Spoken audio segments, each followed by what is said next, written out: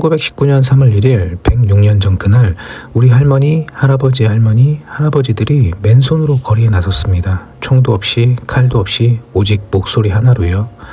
근데요, 이 3.1운동이 원래 3월 1일에 일어날 계획이 아니었다는 거 알고 계셨나요?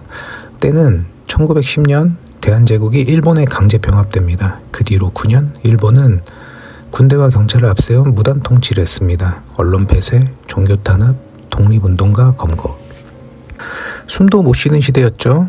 근데 1918년 분위기가 바뀝니다. 1차 세계대전이 끝나면서 미국 윌슨 대통령이 한마디를 합니다. 각 민족의 운명은 그 민족이 스스로 결정하게 하자. 바로 민족 자결주의입니다. 사실 이건 패전국의 식민지에 해당하는 원칙이었지만 이 말이 식민지 조선에 전해지면서 독립운동가들 사이에 희망이 피어오릅니다. 바로 지금이다. 그리고 1919년 1월 고종황제가 갑자기 세상을 떠납니다. 공식 사인은 뇌일열. 근데 사람들 사이에 퍼진 소문은 달랐습니다. 일본이 독살했다.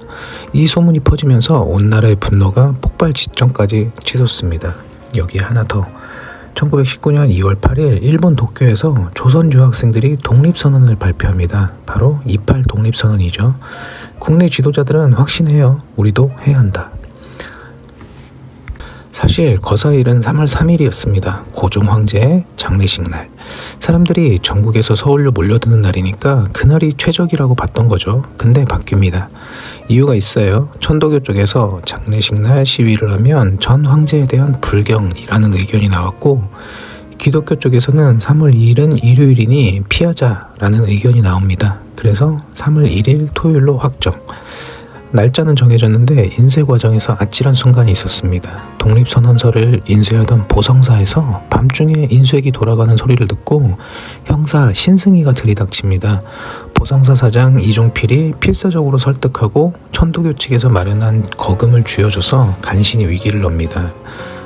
3월 1일 오후 2시 민족대표 33인 중 29명이 서울 인사동의 요리집 태화관에 모입니다. 여기서 독립선언서를 낭독하고 태화관 주인을 통해 조선총독부에 연락합니다. 민족대표 일동이 독립선언식을 거행했다. 스스로 체포되는 길을 택한 겁니다. 뭐냐고요?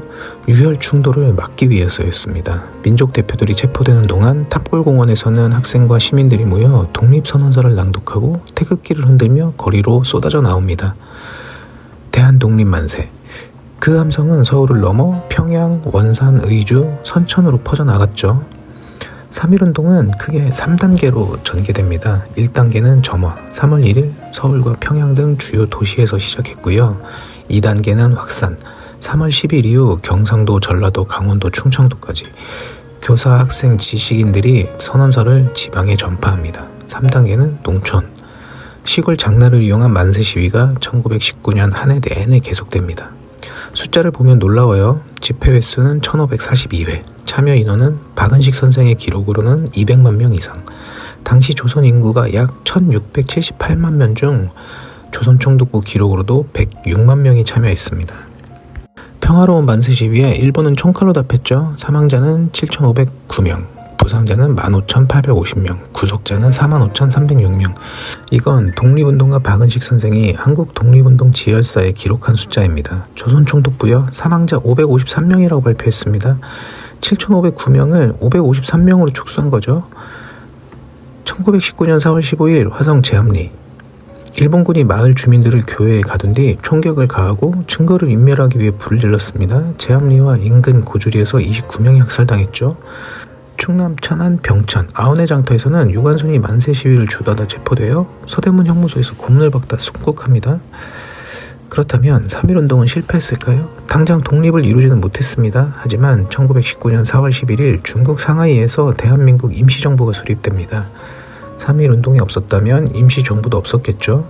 일제는 무단 통치를 포기하고 이른바 문화통치로 전환합니다. 물론 이게 더 교묘한 지배 방식이었지만 적어도 3.1운동이 일제의 통치 전략 자체를 바꿔놓은 겁니다. 그리고 세계가 주목했습니다. 중국의 오사운동에 자극을 줬고 아시아 각국의 민족운동에 영향을 미쳤습니다. 조선 사람들은 저항하지 않는다는 인식이 완전히 뒤집어진 거죠. 1948년 재헌헌법 전문 첫 줄을 보면 유구한 역사와 전통에 빛나는 우리들 대한국민은 기미 3.1운동으로 대한민국을 건립하여 세계에 선포한 위대한 독립정신을 계승하여 라는 문구가 있는데 3.1운동을 대한민국의 시작점으로 본 겁니다. 3.1운동은 대한민국의 시작점입니다. 근데 저는 이 영상을 만들면서 자꾸 한 가지 생각이 들었습니다. 그날 거리에 나선 사람들, 민족대표 33인이 아니라 이름도 남기지 못한 사람들, 농민이, 학생이, 상인이, 노동자가 총알이 날아오는 걸 알면서도 거리에 나섰습니다. 왜 그랬을까요? 독립이 당장 될 거라고 생각해서가 아닙니다. 이건 해야 하는 일이라고 믿었기 때문이겠죠. 그 사람들이 있었기 때문에 지금 우리가 여기 있습니다. 3월 1일 그냥 쉬는 날이 아닙니다. 이번 영상은 여기까지입니다. 시청해주셔서 감사합니다.